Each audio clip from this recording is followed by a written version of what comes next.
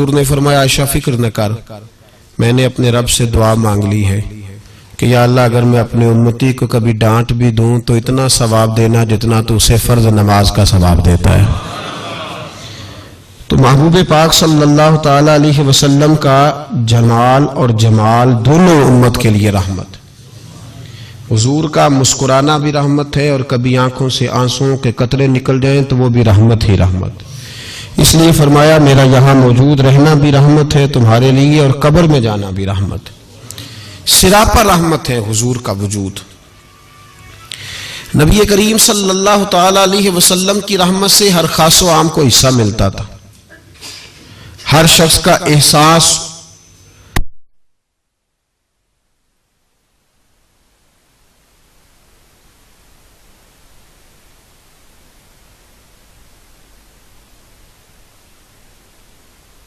ہوتے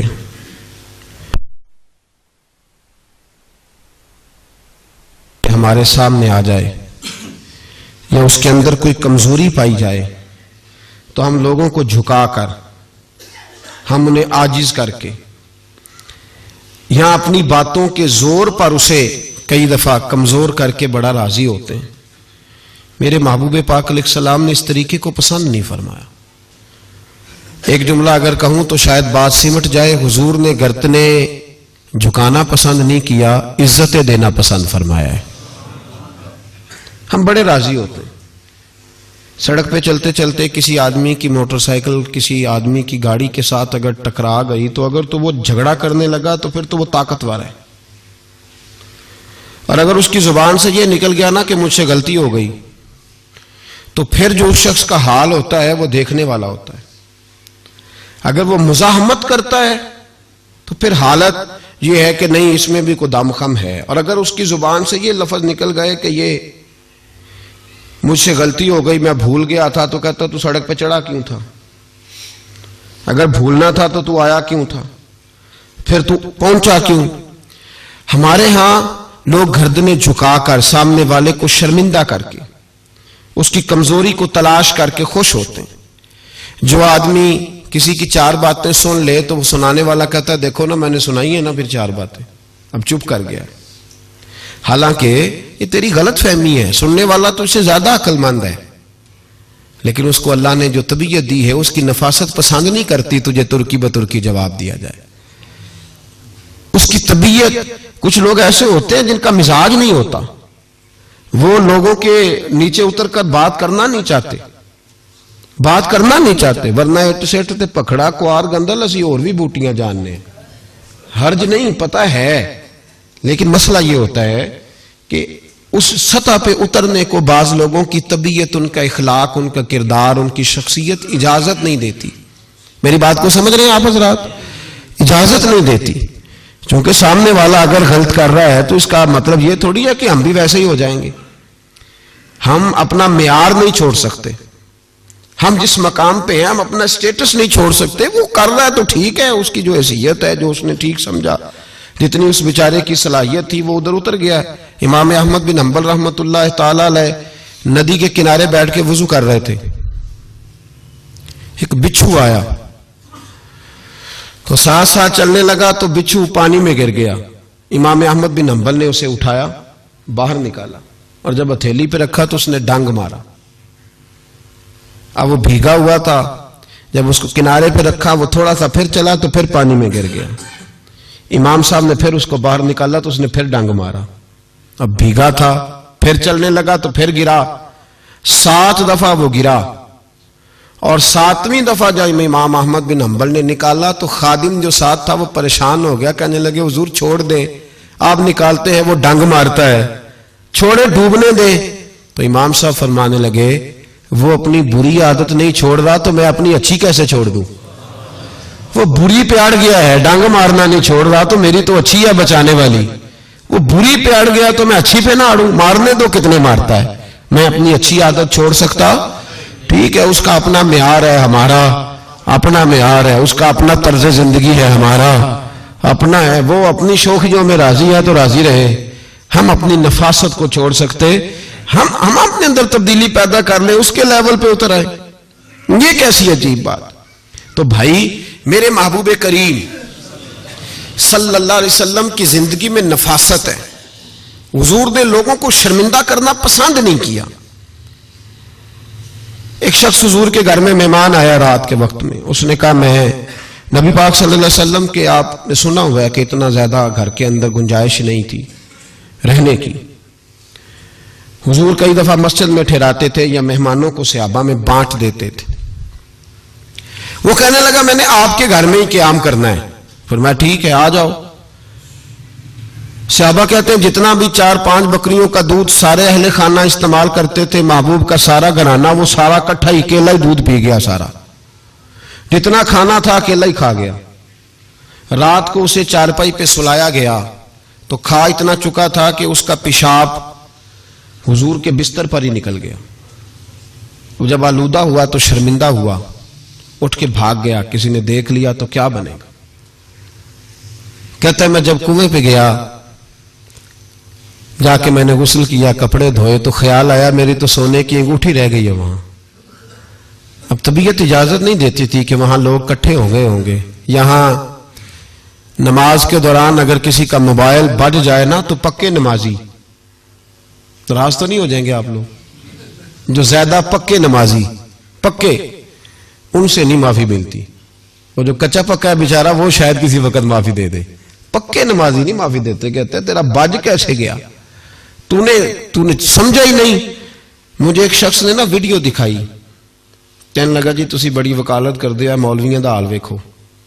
میں ڈر رہا تھا. میں نے کہا پتہ نہیں اب کیا نکلے گا. کہتے میں نے خود ریکارڈ کی ہے. تو میں نے کہا دکھاؤ. ویڈیو میں یہ تھا کہ نماز امام صاحب نے مکمل کی ہے تو دعا کے ہاتھ پھیرے ہی ہیں انہوں نے تو وہ موبائل لے کے جا رہے ہیں بار بار ٹوٹیوں کے پاس جا کے فون سننا شروع کر دیا. کہنے لگا جی یہ مولویوں کا حال ہے. نماز مکمل نہیں ہوئی فون کان کے ساتھ تو دوسرے کیسے باز آئیں گے. میں نے کہا تو بہت جرم کیا اس نے. تو اس کا پھر کیا اشر کیا آپ لوگوں نے. کہتے نہیں آپ کو دکھانے لو. میں نے کہا پاگل آدمی اس کے گھر سے بھی فون آ سکتا ہے. کہنے لگا نہیں گھر تو مسجد میں ہی ہے وہاں سے کیسے فون آئے گا. تو میں نے کہا اصل میں تجھے پتا نہیں ہو سکتا ہے اس کی بہن نے فون کیا ہو کہ خامن نے 2 تھپڑ مار کے باہر نکال دیا. تو وہ ایسا وقت ہوتا ہے جب کھڑا نہیں ہوا جاتا بات سننی پڑتی. یار معافی نہیں دیتے. ایک ایک جملے پر ایک ایک حرف پر لوگ اعتراض کریں گے. ایک ایک حرف پر کوئی گنجائش ہی نہیں. حضرت سیدنا انس بن مالک رضی اللہ تعالیٰ عنہ فرماتے ایک صحابی اپنے غلام کو مار رہے تھے تو نبی پاک پہنچ گئے. حضور نے فرمایا اسے معاف کر. اس نے کہا کتنی بار. ایک جملہ نبی پاک نے کہا تو حضرت انس کہتے ہیں میرے وجود کے رونگٹے کھڑے ہو گئے. اسے معافی دے دے. حضور کتنی بار. تو میرے نبی پاک نے فرمایا جتنی بار اللہ تجھے معافی دیتا ہے دے نا اتنی بار. وہ اگر تجھے بات بات پہ پکڑے تو تیرا کیا اثر کرے. سوچنا. اور رب زیادہ قادر ہے تجھ پر. ہم شرمندہ کرتے ہیں لوگوں کو چھوٹی چھوٹی باتوں پر چھوٹی چھوٹی باتوں پر اور لوگ بڑے سمارٹ بنتے بڑے سمارٹ. میرے پیروں میں تکلیف رہتی ہے یہ ہاتھوں پہ مجھے الرجی ہے تو چاول وغیرہ سالن وغیرہ کبھی لگ جائیں تو مجھے دقت ہوتی ہے. میں ایک پیر بچھا کے دوسرا کھڑا کر کے روٹی نہیں کھا سکتا. کئی بندے بڑے سمارٹ ہوتے ہیں سنت کے عامل وہ میرے پاس ڈائریکٹ آ جاتے ہیں کہتے ہیں جناب آپ چمچہ مانگ رہے ہیں ہاتھ سے کھائیں. تو میں نے کہا میں بے عمل ہوں آپ سنت پہ عمل کریں مجھے چھوڑیں. میں تو بے عمل آدمی ہوں آپ مجھے چھوڑیں. میری وجہ سے آپ نے کرنا ہے. آپ نے پیر نہیں بچھایا صاحب دوسرا کھڑا نہیں کیا تو میں نے کہا مجھے بد عمل سمجھے نا آپ بچھائیں. کچھ تو مجبوریاں رہی ہوں گی. یوں ہی کوئی بے وفا نہیں ہوتا. کوئی تو بات ہوگی نا صاحب آگے بڑھ کے پوچھ تو لے تحقیق تو کر لے. او بھائی مجھے تکلیف ہے میں ایک پیر پہ بیٹھ نہیں سکتا. میں تو عطیات کی حالت میں بڑی مشکل سے بیٹھتا ہوں میرے لیے دقت ہے. پہلے پوچھ تو لے. فتویٰ داغ دیا. ہم احساس نہیں کرتے. احساس کی دولت حسن ہے زندگی میں. اور میرے رسول کا کمال یہ ہے کہ دنیا میں آج جتنا بھی احساس ہے یہ سارا میرے نبی کا دیا ہوا ہے. احساس جتنا بھی اس وقت ہے یہ سارا میرے رسول کا عطا کردہ ہے. اب میرے اعلیٰ حضرت فرماتے ہیں لوگ دنیا میں گزرتے ہیں نا لوگ گزرتے ہیں تو وہ جدھر جدھر سے گزرتے ہیں نا وہ بستیاں اجاڑتے جاتے. بادشاہ عرب کے بستیاں اجاڑتے تھے. اعلیٰ حضرت فرماتے ان کی مہک نے دل کے غنچے کھلا دیے. وہ جو جس راہ چل دیے ہیں کوچے بسا دیے ہیں، بس جب آ گئی ہیں جوش رحمت پہ ان کی نظریں جلتے بجھا دیے ہیں، روتے ہنسا دیے۔ یہ کمال تھا میرے رسول پاک صلی اللہ علیہ۔ وہ شخص کہتا ہے میں انگوٹھی سونے کی رہ گئی تو دل میں خیال یہ تھا کہ واپس جاؤں گا تو وہاں تو حالات ہی بڑے گڑبڑ ہوں گے، لوگ اکٹھے ہوں گے، شرمندگی ہوگی، میں پیشاب کر رہا ہوں بستر پہ، حال بڑا سخت ہوگا، اتنے لوگوں کا سامنا کیسے کروں گا؟ لیکن مجبوری تھی، انگوٹھی سونے کی تھی، بڑی قیمتی تھی۔ کہتے ہیں اس انگوٹھی کی مجبوری نے مجھے شرمندگی کا سامنا کرنے پہ مجبور کیا، اور جب میں آ کے حضور کے کمرے کے باہر کھڑا ہوا تو وہاں تو کوئی بھی نہیں تھا۔ اللہ کے رسول نے بالٹی میں پانی رکھا ہوا تھا اور میرے پیشاب پر پانی بہا رہے تھے۔ خود رسول پاک فرماتے ہیں حضور پانی بہا رہے تھے، اور جب میری طرف دیکھا تو محبوب نے مسکرا کے فرمایا غسل کر لیا آپ نے؟ آپ کو تکلیف ہوئی، جب انسان کا معدہ کمزور ہو تو ایسی چیزیں ہو جاتی ہیں، فکر نہ کریں، بیٹھے میں ناشتہ لاتا ہوں۔ کہتے ہیں حضور کے جملے تھے کہ طوفان تھا، وہ حضور کی گفتگو تھی کہ میرے اندر کی ہر چیز بجھاتی جا رہی تھی۔ تیری پہلی نظر کا وار توبہ، دل اب تک دعائیں دے رہا ہے۔ فرماتے ہیں وہ جملے تھے کہ سکتہ کر گئے، تزکیہ کر گئے، تصفیہ باطن کر گئے۔ محبوب یہ کہہ کہ گزرنے لگے تو میں نے بازو تھام لیا، میں نے کہا محبوبہ میں زیادہ پڑھا لکھا تو نہیں، سیانا تو نہیں، زیادہ کھانے والا موٹا تازہ آدمی ہوں، حضور میں کوئی انالیسز نہیں کر سکتا، تجزیہ نگار نہیں، باریک نہیں، پر میرا موٹا دماغ بھی مان گیا ہے کہ آپ واقعی اللہ کے سچے رسول ہیں۔ میرا موٹا دماغ بھی مان گیا ہے کہ آپ واقعی اللہ کے۔ وہ گھر گیا اور قبیلے کے ایک بندے کے پاس گیا۔ حضرت انس بن مالک کہتے ہیں جب واپس آیا تو 500 آدمی ساتھ تھا۔ کہنے لگا سونیا میں اکیلا نہیں آیا، ساری برادری سارا قبیلہ لایا ہوں، اور سب کو میں نے بتایا ہے کہ دنیا میں جسے میں دیکھ کے آیا ہوں ایسا تم نے کبھی نہیں دیکھا ہوگا، جس کی میں زیارت کر کے آیا ہوں ایسا نہیں تم نے دیکھا ہوگا۔ تو محبوبہ ہم سارے آئے ہیں، پڑھائے کلمہ، ہم بھی آپ کے غلام بننا چاہتے ہیں۔ ہم شرمندہ کر کے بڑے راضی ہوتے ہیں، بڑے راضی، لوگ معافیاں مانگ رہے ہیں، منتیں کر رہے ہیں، جناب غلطی ہو گیا تو ہوئی کیوں؟ میں تو ایسا ہوں، میں نے تو کبھی نہیں کی، میری مثال دیکھ لو، میں تو لوگ فوراً دلائل دیں گے۔ او بھائی کسی کو شرمندہ کر کے تجھے کیا ملے گا؟ کسی شخص کو تھوڑی دیر کے لیے جھکا کے تیرے نفس کی کون سی تسکین ہے جو حاصل ہوتی، تیرے وجود کے اندر کون سی؟ اور ناراض نہ ہونا، یہ ہر طبقے کا معاملہ ہے، جتنا کوئی اس کے نیچے ایک آدمی ہے یا 2 آدمی ہے، وہ روب ڈال کے خوش ہوتا ہے، وہ اس کو پریشان کر کے نیچا دکھا کے راضی ہوتا ہے۔ میرے رسول دنیا میں لوگوں کو نیچا دکھانے نہیں آئے، عزت عطا کرنے آئے، حضور بلندیاں دینے آئے، نبی پاک نے وقار دیا۔ میں کبھی کبھی پریشان ہو جاتا ہوں جب لوگ آ کے کہتے ہیں نا بچی کی شادی ہے، تعاون کریں کرائیں، تو ایک سوال ذہن میں آتا ہے کہ کس پہلو سے تعاون کریں؟ بچی کی شادی پہ کھانا پکانا فرض ہے؟ بولیں تو صحیح نا، سنا کبھی جہیز دینا؟ کس چیز کا تعاون کریں بتائیں؟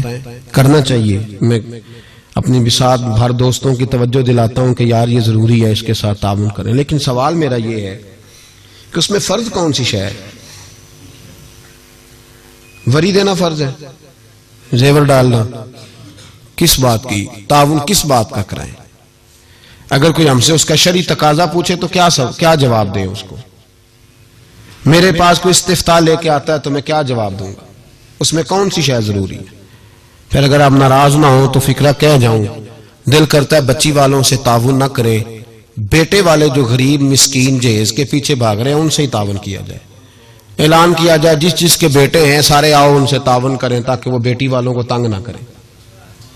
پھر میرا تو ترجمہ یہی ہے، اس طرح نہ کریں کہ تنظیمیں قائم کریں اور بیٹوں والوں کو کہیں پیسے تنظیم سے لے لو، بچی والوں سے نہ لینا، یہ بہتر نہیں؟ زیادہ تجارتیں کرتے پھرتے ہو، بیٹا اللہ نے دے دیا ہے تو عرش پہ بیٹھ گئے ہو، رب تبارک و تعالیٰ نے تھوڑا نواز دیا ہے تو تیرا دماغ ہی کہیں اور چلا گیا ہے۔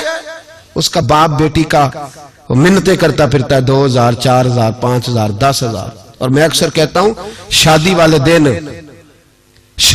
دن اتنی کمزور پتلی حالت دنیا میں کسی کی نہیں ہوتی جتنی بچی کے ماں باپ کی ہوتی۔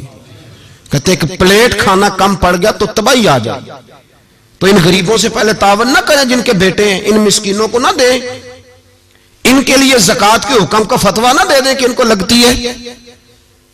شادیاں کر رہے ہو, تجارتیں کر رہے ہو, یہ کس قسم کا ماحول بنا لیا ہے.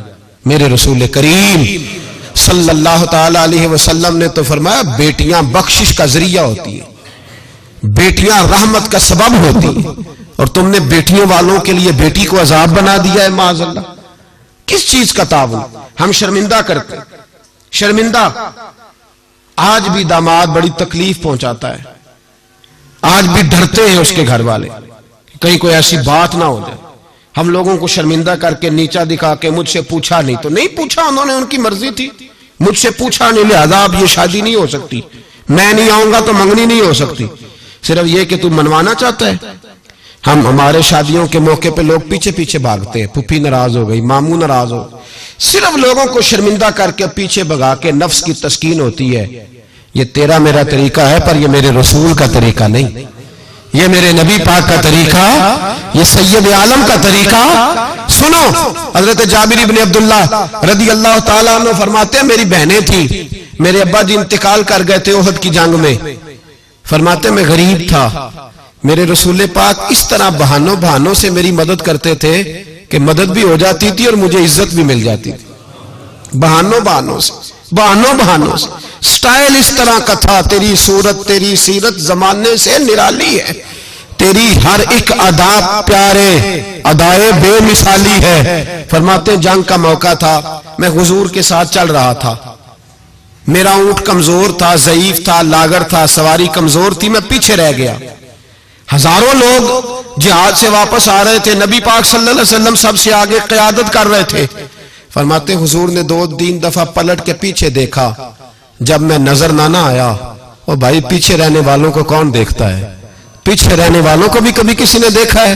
کہتے ہیں جب میں نظر نہ آیا تو حضور اپنا گھوڑا دوڑاتے ہوئے پیچھے تشریف لے آئے. صلی اللہ سارے پڑھیے درود پاک صلی اللہ علیہ. حضور اپنا گھوڑا دوڑاتے ہوئے پیچھے تشریف لائے اور پیچھے آ کے میرے پاس کھڑے ہوئے, اور حضور نے فرمایا جابر اسے دوڑاتا کیوں نہیں؟ میں نے کہا حضور دوڑنے کے قابل ہو تو دوڑاؤ نا, کمزور ہے, ضعیف ہے, لاغر ہے. حضور کمزور آدمی کی کمزور سواری. فرماتے حضور کے ہاتھ میں چھڑی رہتی تھی, میرے محبوب نے اونٹ کو چھڑی لگائی. اللہ کے حبیب فرماتے ارسلت الی الخلق, میں مخلوق کا رسول ہوں. ساری مخلوق جنوں اور انسانوں کے علاوہ جانتی ہے کہ میں اللہ کا رسول ہوں. فرماتے حضور نے چھڑی لگائی اور اونٹ سے فرمایا تو دوڑتا کیوں نہیں؟ حضرت جابر کہتے ہیں جو سب سے پیچھے تھا وہ سب سے آگے نکل گیا. میں اس کی لگام پکڑ کے کھینچتا, پر اسے تو حضور کا حکم ملا ہوا تھا نا. ماتے آگے نکل گیا. قربان جاؤں محبوب کی ادائے دل نوازی پر. کہتے ہیں محبوب بھی گھوڑا دوڑا کے میرے پیچھے آئے تو میں آگے نکل گیا. میرے قریب آ کے فرمانے لگے چل یار ہمیں بھی ساتھ لے لے, ہم بھی تیرے قافلے میں شامل ہیں, ہمیں بھی خود بھیک دے خود ہی کہے منگتے کا بھلا ہو, خود بھیک دے خود ہی کہے منگتے کا بھلا ہو. فرمایا ہم بھی ساتھ ہیں, ساتھ لے لو.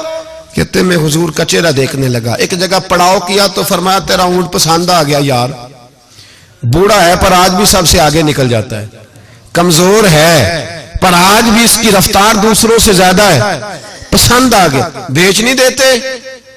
تو میں نے کہا حضور آپ کا ہی ہے رکھ لے. فرمایا نہیں, تو بتا اگر مارکیٹ میں بیچتا تو کتنے کا تھا؟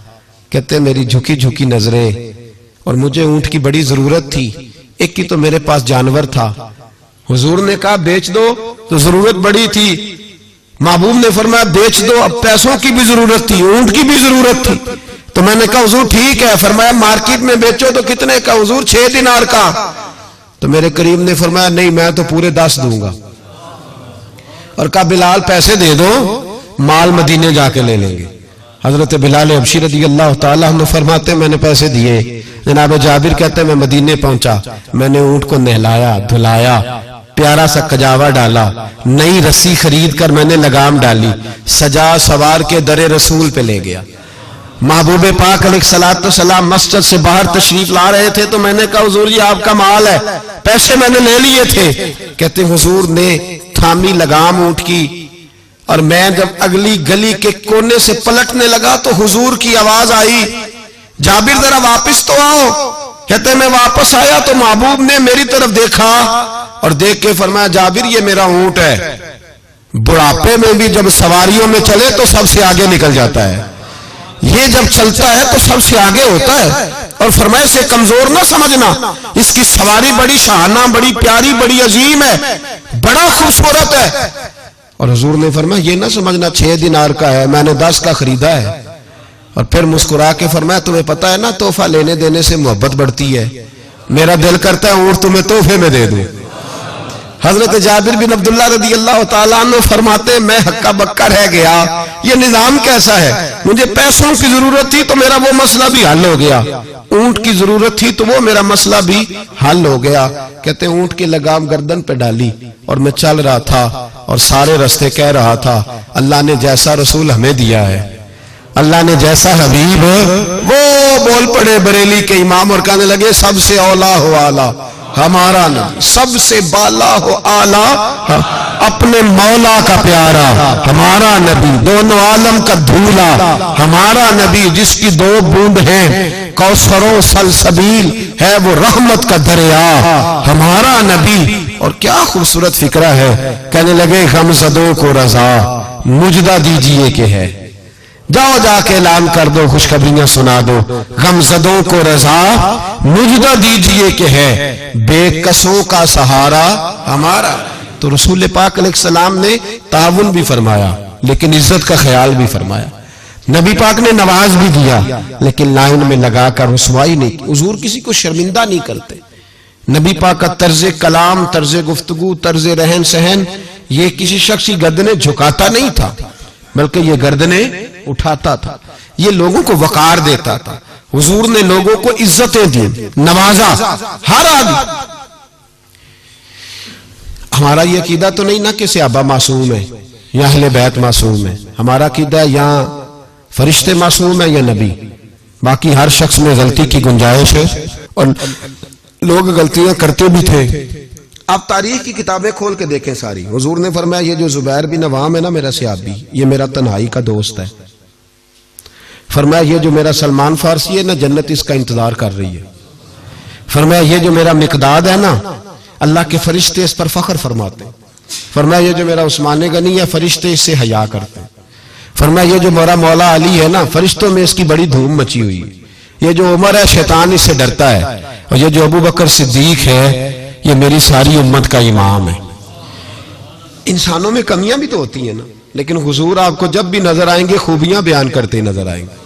یہ تو نبی پاک صلی اللہ علیہ وسلم نے فرمایا کہ آخری زمانے کے اندر یہ کمیاں پائی جائیں گی, لیکن ان کمیوں پر سزائیں حضور نے تادیباً بیان کی. لیکن آنے والی قوم کی جو عظمتیں نبی پاک نے بیان کی, کیونکہ حضور عزتیں دینے آئے. میرے حضور نے صحابہ کے بیچ بیٹھ کے فرمایا یہ نہ سمجھنا جو آنے والے ہوں گے بالکل نکمے ہوں گے, تم نے تو مجھے دیکھ کے کلمہ پڑھا ہے, تم نے تو ڈوبے ہوئے سورج کو پلٹتے ہوئے دیکھا ہے, تم نے تو چاند کے 2 ٹکڑے ہوتے دیکھے ہیں, تم نے تو پتھروں کو کلمہ پڑھتے دیکھا ہے, درختوں کو سجدے کرتے دیکھا ہے. فرمایا تمہیں 1 بار مبارکباد, اور جو مجھے بن دیکھے کلمہ پڑھیں گے انہیں 7 بار مبارکباد, انہیں 7 بار مبارکباد. تو عزیز یاد رکھیں حضور عزت دینے آئے. کسی شاعر نے بڑا خوبصورت جملہ کہا تھا, اس نے کہا تھا تو نے ہر شخص کی قسمت میں یہ عزت لکھی اور آخری خطبے کی صورت میں وصیت لکھی. محبوب آپ نے وہ خطبہ حجت الوداع پڑھے تو ہر شخص کے لیے وصیت لکھی, عورتوں کا خیال رکھنا, بوڑھوں کا خیال رکھنا, دین کو پھیلانا, غلاموں سے حسن سلوک کرنا. حضور سعادت دینے آئے. نفاست پسند مزاج میرے نبی پاک کا, ہر شخص کے لیے اس کے موافق حضور نے عزت رکھی. کبھی کسی شخص کی کمزوری ٹٹول کر بیان نہیں فرمائی, بلکہ بخاری شریف میں نبی پاک نے فرمایا مجھے ایک دوسرے کے بارے میں آ کے باتیں نہ بتاؤ, کسی کی کمی کا ذکر نہ میرے ساتھ کرنا, مجھے بتانی ہو تو خوبی بتانا. فرمایا میں تمہاری طرف سے اللہ کے حضور دل صاف لے کے جانا چاہتا ہوں, کوئی بات نہ بتاؤ. حضور یہ جو ہمارا پہلو ہے نا کہ سامنے والا ہمارے آمنے جھکے. مولانا رومی ایک بڑی سخت بات کہا کرتے تھے, وہ کہتے تھے فرعون اور نمرود جتنے پیسے نہیں ورنہ بہت سارے لوگوں کا خدا بننے کو دل کرتا ہے. معاذ اللہ. کہتے تھے فرعون اور نمرود جتنی حکومت نہیں ورنہ بہت سارے لوگ دعویٰ کرتے. ہمارا وہ جو مزاج ہے نا پروٹوکول کا, وہ جو طبیعت بنتی جا رہی ہے ہماری. اور ہم دیکھتے ہیں کہ یہ 2-4 آدمی، ہم یقین کریں کہ کسی کو کہہ دے صحیح فیصلہ تجھ سے کرانا ہے، پھر جو فیصلہ کرنے والے کا ماحول ہوتا ہے وہ دیکھنے کے قابل ہوتا ہے. پھر وہ بیچارہ ایسے لگتا ہے جیسے تار پہ بیٹھ گیا، پھر تو بدل گیا. کسی کو کام کہہ کے تو دیکھے، بس اس کی جو حالت ہوگی وہ ناقابل بیان ہوگی، ایسے جیسے اس وقت دنیا کا سب سے پاورفل ہستی یہی ہے. ایسے نہ کریں اپنے آپ کو. جب اللہ تبارک و تعالیٰ جتنی ذمہ داریاں دیتا جائے اتنا انسان کو جھکتے جانا چاہیے. اس لیے کہ میرے نبی کریم سید عالم صلی اللہ تعالی علیہ وسلم نے فرمایا جب تو اللہ کی رضا کے لیے جھکے گا تو پھر اللہ تجھے عزت عطا فرمائے گا، پھر اللہ تجھے بلندی اور وقار دے گا.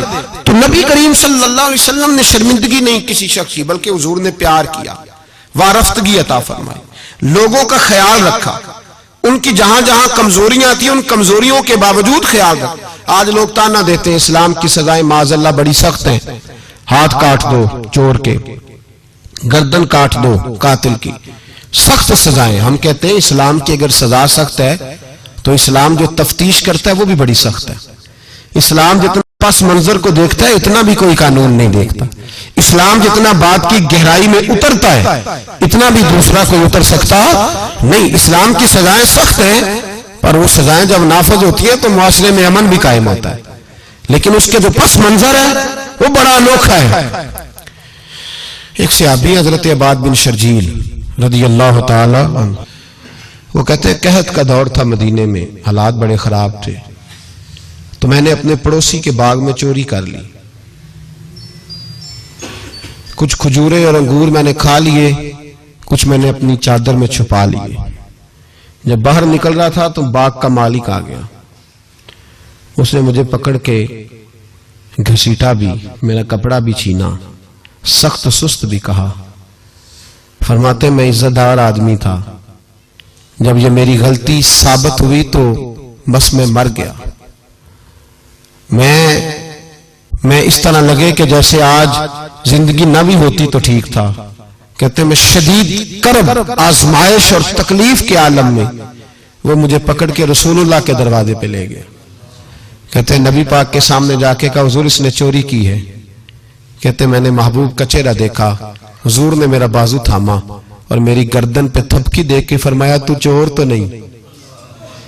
کہتے ایک جملے نے مجھے اٹھایا فرش سے اور عرش پہ بٹھا دیا. حضور نے فرمایا تو چور تو نہیں، بتا یہ غلطی کیوں ہوئی. یہ ابو داؤد شریف کی روایت ہے. کیوں غلطی ہوئی؟ حضرت عباد بن شرجیل کہتے ہیں جب حضور نے تھپکی دی نا، پہلے تو میرا حال یہ تھا کہ زمین پھٹ جائے، آسمان ٹوٹ جائے، لیکن جب حضور نے تھپکی دی تو میں رو پڑا. میں نے کہا یا رسول اللہ بچے بھوکے تھے، بیٹیاں بھوکی تھیں، بیٹے بھوکے تھے. حضور اپنی تو میں برداشت کر سکتا پر بچیاں تھیں جب میں روٹی مانگتی تھی تو میں حضور میں ٹوٹ جاتا تھا. اس سے 2 4 5 دفعہ ادھار مانگا، اس نے دیا. حضور میں دھوکہ نہیں دے سکتا، فریب فراڈ نہیں کر سکتا. یا رسول اللہ صلی اللہ علیہ وسلم ادھار مانگا، کچھ دیر لوگوں نے دیا، پھر نہیں دیتے تھے، مجبور ہو گیا. یہاں چور کے ہاتھ نہیں کٹے، بلکہ یہاں کیا کمال فرمایا میرے رسول نے، یہاں کیا رنگ ارشاد فرمایا. حضور نے اس کو فرمایا جو پکڑ کے لایا تھا، فرمایا تجھے پتا تھا یہ بھوکا ہے؟ حضور پتا تھا. تو فرمایا تو نے روٹی کیوں نہیں کھلائی؟ تجھے پتا تھا یہ ننگا ہے؟ حضور پتا تھا. تو کپڑا کیوں نہیں دیا؟ اب حضور سزا دینے لگے تو فرمایا چل اب سزا یہ ہے کہ 2 اونٹ مال کے بھر کے اسے دے، اور دیکھنا آئندہ بھی اس کا ضرور خیال رکھتے رہنا.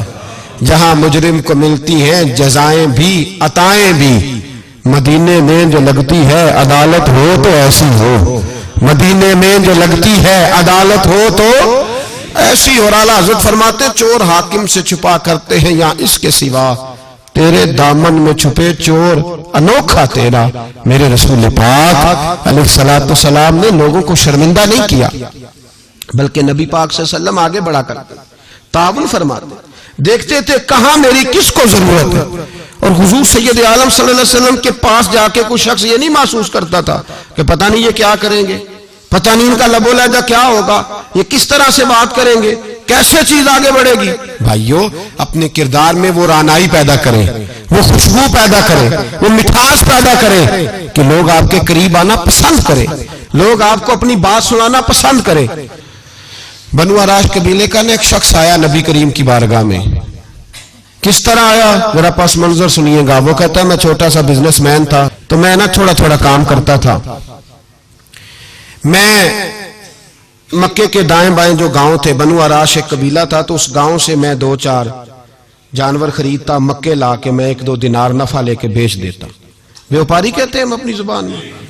तो कहते मेरा ये कारोबार था। एक दफा मैं 2 ऊंट लेके मक्के आया, तो मक्के में मैंने शोर सुना कि यहाँ एक जादूगर है, माज़अल्लाह साहिर है, काहिन है, उसके करीब कोई ना जाए। कहते ये शोर मैंने सुना। मैंने कहा चलो नहीं जाते। कहते वो 2 ऊंट मैंने बेचे तो मेरी कम नसीबी देखो कि बेच मैंने अबू जाल के हाथ दिए। ऊंट खरीद लिए तो मुझे कहने लगा कल पैसे ले लेना। मैंने कहा घर कहाँ है? कहने लगा फलां गली में, फलां मोहल्ले में, फलां जगह मेरा घर है। कहते हैं मैं मजबूर था, छोटा सा कारोबारी था, मैं बड़ा बिजनेसमैन नहीं था। अगले दिन मैं उसके घर गया, मैंने कहा पैसे, तो कहने लगा कल आना। कहते मैंने कहा कि ये बड़ा आदमी है, कहीं बिगड़ गया तो मैं पैसे कैसे लूंगा। मैं चुप करके आ गया। 2 रातें मुझे चौक में सोते हुए हो गई। ना तो मेरा कोई रिश्तेदार था, ना कोई जमाना था होटलों का, मजबूरी थी।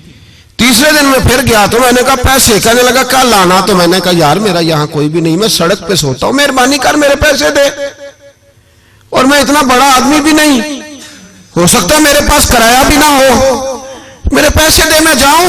कहते जरा दबा के बात की। तो कहने लगा चल दौड़ जा, जहां से मिलते हैं ले ले। ये ताजर जब डूबते हैं तो ये खुदकुशियां करते हैं, इसलिए कि जिस आदमी की असल जड़ डूब जाए वो किधर जाएगा बेचारा। कहते मैं वहां से पलटा और पलट कर मैंने लोगों से पूछा कि मक्के के सरदार, चौधरी, अमीर लोग कहां बैठते हैं? तो उन्होंने कहा कि काबे के साथ ये छोटी छोटी टोलियां बनी हुई हैं, ये सारे चौधरी बैठे। कहते मैं जाके एक टोली के बीच खड़ा हुआ, उसमें अबू लहब, अबू सुफियान, उतबा, उतैबा, शैबा सारे बैठे थे, बड़े बड़े सरदार। मैंने उनसे कहा कि भाई चौधरीओ मेरी थोड़ी मदद कराओ, एक आदमी को पैसे दिए हैं, माल दिया है, वो पैसे नहीं दे रहा, और मैं मजबूर हूं, परदेसी हूं, गरीब हूं, मेरी मदद हो जाए।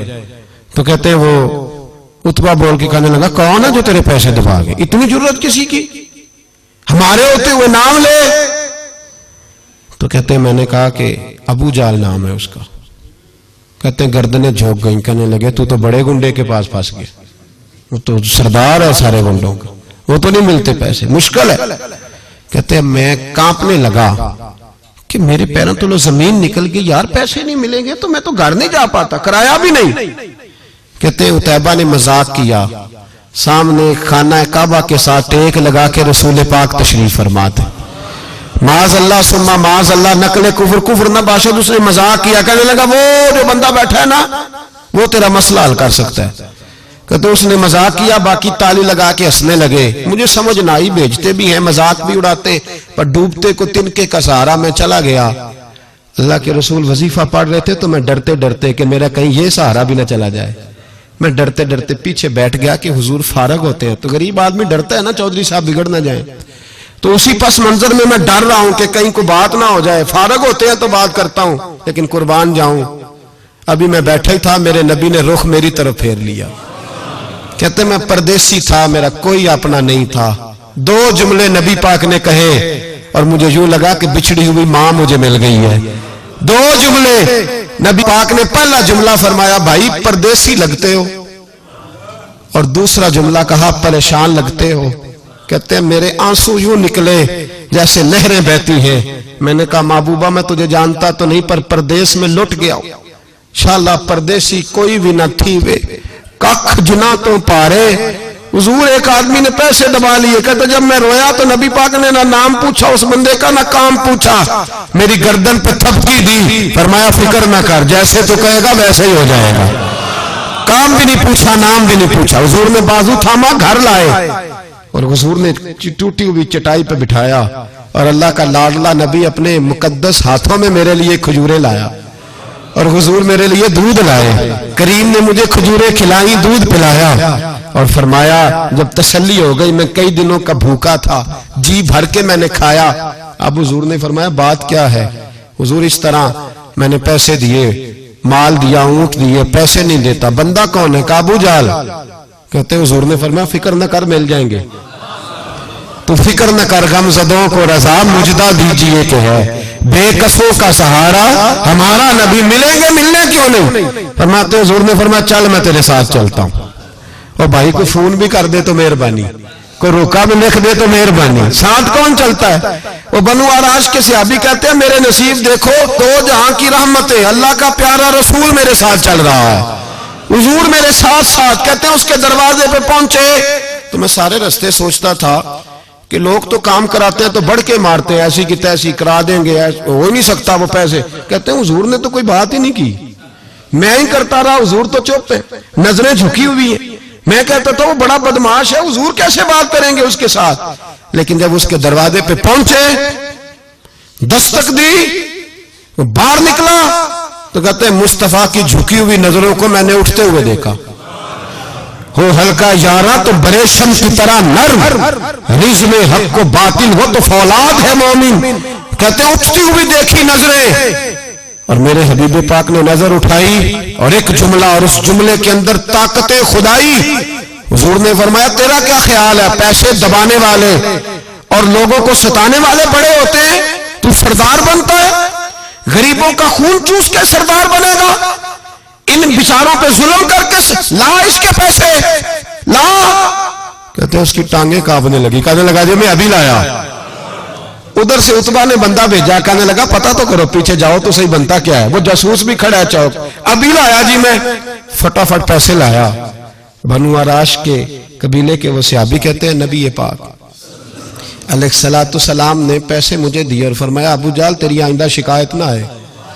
کہنے لگا جی نہیں آئے گی۔ کہتے ہیں حضور نے مجھے پیسے دیے، قربان جاؤں محبوبہ تیری شان پہ، میرے کام آئے ہیں، میرے ساتھ آئے ہیں، مجھ پہ مہربانی کی ہے، اور مجھے سے فرما رہے ہیں تو اگر اجازت دے تو میں جاؤں، تو اگر خود بھیک دے، خود ہی کہے منگتے کا بھلا ہو، تو کہے تو جاؤں۔ کہتے ہیں میں رو پڑا۔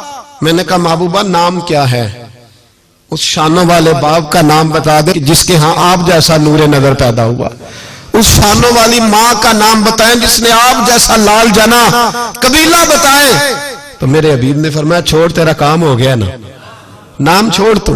کہتے حضور گزر گئے تو وہ جاسوس پیچھے تھا، وہ مجھے کہنے لگا، میرے قریب آیا تو کہنے لگا ان کے پاس نہ جانا، یہ جادوگر معاذ اللہ نہ جانا، ساحر ہیں۔ کہتے میں نے اس کو جھٹکا اور میں نے جھٹک کے کہا اگر دنیا میں یہ سچے نہیں تو کوئی سچا نہیں، اگر دنیا میں یہ شان والے نہیں تو کوئی شان والا نہیں۔ تو میں دوڑ کے قدموں میں لگا، میں نے کہا حبیبہ دنیا میں نے بھی بڑی دیکھی ہے پر تیرے جیسا کوئی نہیں دیکھا، مہربانی کرے پڑھائے کلمہ، میں بھی آپ کا غلام بننا چاہتا ہوں۔